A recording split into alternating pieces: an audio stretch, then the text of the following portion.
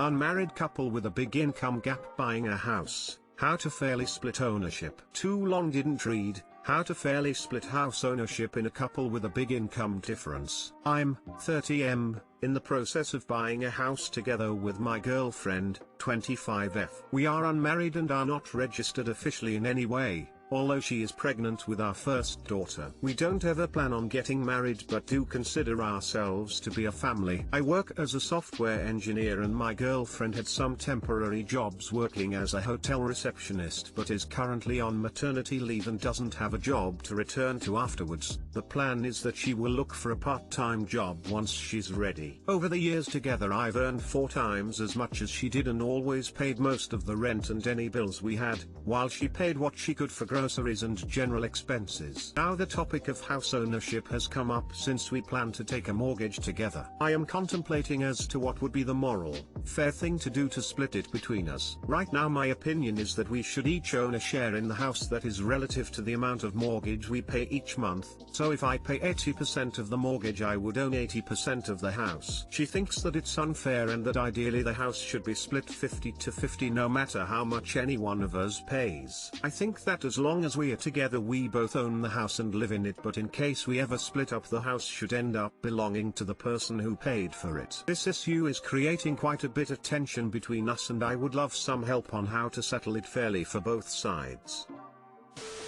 As a relatively new father, I can attest to the fact that you are grossly undervaluing the short and long-term sacrifice your wife is making. What her body goes through over the next couple of years to raise your child is worth whatever additional percentage you pay on the mortgage. I'd strongly consider thinking of your partnership more holistically and less financially. This is not a good way to start the next chapter in your life. I think that as long as we are together we both own the house and live in it, but in case we ever split up the house should end up belonging to the person who paid for it. Who will pay for the house? This is an interesting question. If your salary covers the mortgage and your girlfriend stays home to take care of your child, what is the worth of her contribution to your family? Will your girlfriend, by contributing thousands of dollars worth of childcare per year, also be paying for the house with her work? That's what got me, too. He's already decided the lower earning partner will still continue to have a job and pay the same % of earnings as in the past, even though she's leaving her job to have his kid. It's likely as new mom in a COVID world she'll struggle to find either a job or childcare. This is a huge mess in the making.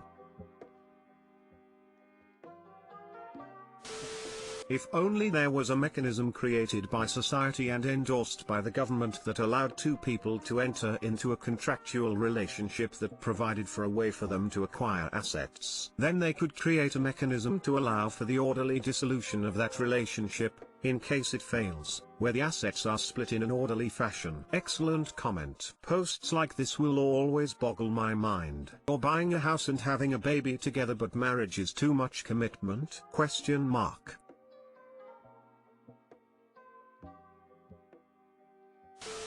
Honestly, if you have a kid together and are buying a house together and plan on being a family long term, you probably should get married. Not only are there significant tax advantages, but if you do split up for whatever reason there are built-in arrangements via the divorce process to untangle your lives. On top of that, there are protections so that if she goes into the hospital that her family can't block you from seeing her. You don't need a $30,000 extravaganza. Just do it at the courthouse.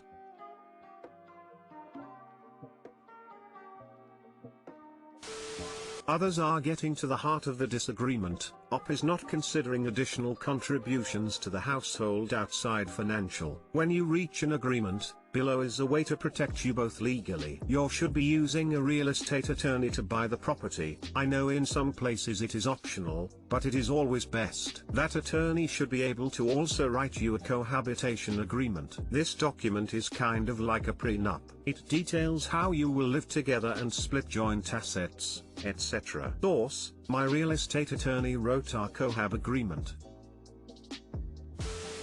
My 23F, roommates, 22F, boyfriend, 22M, won't stop calling my boyfriend, 24M, a rude nickname. My boyfriend and I have been dating since July. I'm 5'6" and he isn't much taller than me, probably 5'7". I have no issue with it, he isn't insecure about it, doesn't care if I wear heels or flats, and I think he's honestly the most attractive guy I've ever seen. It's only been a few months but I have high hopes for our relationship. My roommate's boyfriend, Richard, quite simply, is an asshole. He's very insecure and to cover up his insecurities, he jokes around. His jokes are crass, often sexual, not funny, and often just mean. Richard doesn't like my boyfriend because he was friends with my roommate and I for years. Months ago he made up an alliterative, derogatory nickname for my boyfriend, think along the lines of Short Sam. He hasn't said it to his face,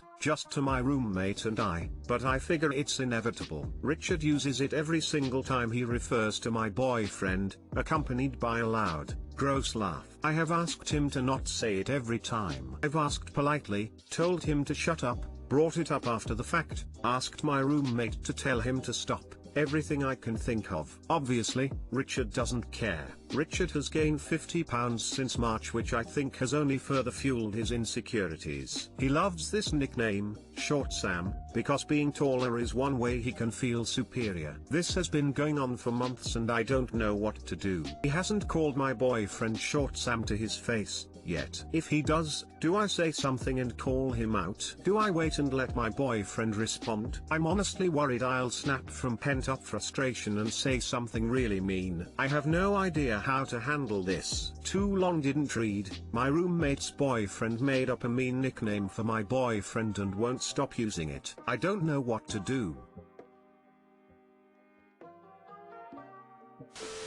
Ask my roommate to tell him to stop. What has she said? What if you told her you're no longer okay with Richard coming over if he can't behave himself? What if you just ignored his existence? Like, if you can't get her to keep him out of the apartment, just don't talk to him, don't interact with him, don't acknowledge that he's spoken, freeze him out completely?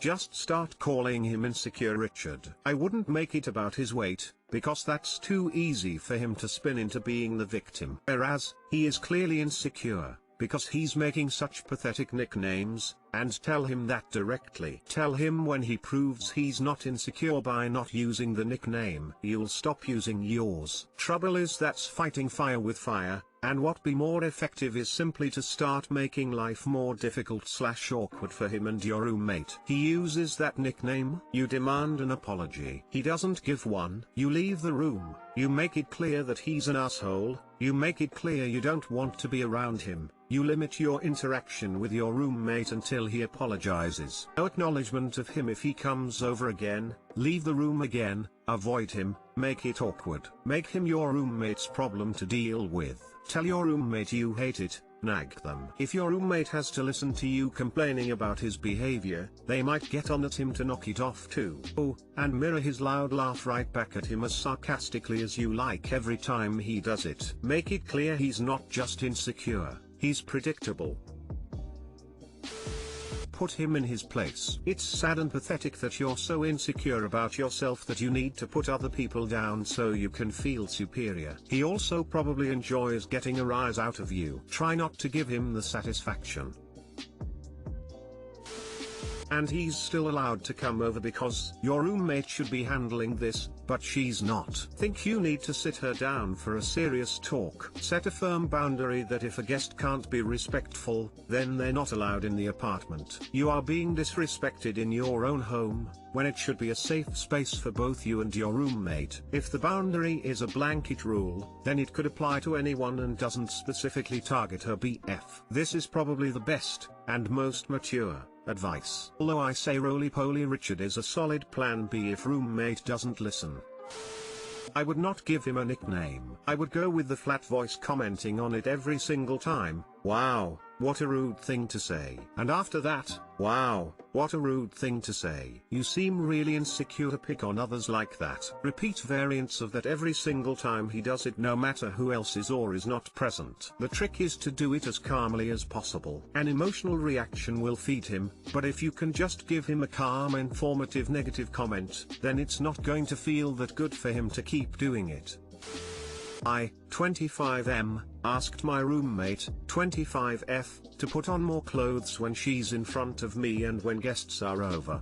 It's caused huge issues and I'm not sure what to do moving forward. So if it's not obvious from the title, I'm a guy and my roommate is a girl. We've been roommates for about 10 months now. I knew her from college. We hung out in the same friend group and had some classes together. We weren't extremely close but knew each other well enough. When we graduated we were looking at the same apartment complex, so we finally decided to room together. I had a job while she did not yet and my name was on the lease, so I like slightly higher payments. At first everything seemed pretty normal. She stayed in her room a lot and I stayed in mine. We would watch TV tougher or eat tighter at times, but not much more than that. She was clean and overall nice to live with. Well, since all the craziness she is always there. She seems to have changed a good bit. For one thing, she's definitely more messy. She doesn't really clean up after herself really good. Another thing that I started to notice is her lack of care for me seeing her nude. At first it was her walking around in a towel or her underwear. Then it moved to just walking in the living area with zero clothes on. I didn't really know what to say. She made no acknowledgement of it at all. The weirdest part was when I was sitting in the living room watching TV and she walked in there naked, sat across from me on the couch and just started eating. She also doesn't make an effort to put clothes on while my friends and guests are over. She acts like nothing is going on, that there is no problems at all. Well, finally I recently decided that I had to talk to her about it. I told her that I was uncomfortable seeing her without clothes on all of the time. I explained how it was making me and my guests uncomfortable and that it was just weird that she'd do that. She got defensive and said she didn't see how that was wrong. She explained how this is her place too and that she has the right to do this. She said that she's not flirting or doing anything wrong or harassing, so she doesn't know what the problem is. I told her that if she doesn't start to put clothes on then she will need to move out. She said that I'm the one that needs to move out since she's not doing anything wrong. Since then we haven't spoke. I've tried to stay in my room while she's made it a point to hang around without clothes on in our living room. Was I wrong for telling her that? How do I handle things going forward? What do I do? Edit. It really varies on what level of nudity there is. Sometimes she does come out fully naked. Sometimes she'll put a blanket over her. Sometimes she'll have her legs out and spread for the whole world to see. Other times she is in just shorts or underwear. Sometimes it's just a bra and panties. I'd say fully nude is not a majority, but it definitely happens from time to time. Too long didn't read. My roommate likes to stay naked. It makes me very uncomfortable. No bare asses on the couch. Gender not important. I repeat, no bare asses on the couch. This is not a you problem. Say her problem she can take somewhere else. You're on the lease and she isn't. Check what provisions require for giving notice in your location and give it to her. That's all there is to it. You don't have to win an argument, or be right in her eyes. Just give notice, end her tenancy, and go back to feeling comfortable in your home. This would be weird even with a same-sex roommate. She's, in fact, doing something wrong. If she's okay with nudity, it's on her and she can find people to share her lifestyle, but forcing it on anyone who didn't give their consent is plain harassment. Start the process to kick her out. But forcing it on anyone who didn't give their consent is plain harassment. Exactly. I'm glad someone pointed this out. She is right in that she can be a nudist in her own home, but when you have shared accommodations that changes. Part of shared accommodations is setting up boundaries and fulfilling responsibilities. She isn't respecting your boundaries or that of your guests, and she isn't pulling her weight in regards to cleaning. None of that is I hate you forever get out offenses, but you definitely shouldn't be roommates. She isn't on the lease, but she will have tenants' rights as she does pay rent. If she makes a fuss, she could require you to evict her as you are fully responsible for the lease. Depending on where you live, it could take 6 months and a court order. I know this sounds nuts, but if you've lived there 10 months and signed a 1-year lease, it may. If she decides to fight everything, and from what you described she might, it may just be quicker to not renew the lease and find someplace else. Now, don't get me wrong, I'm on your side on this, but if you need to give 2 months notice and your lease expires in 2 months, you have a solid option if she decides to dig in. Bottom line, you need to be comfortable when you're at home. Asking a roommate to wear shorts and t-shirt in common areas and clean up after themselves is not unreasonable.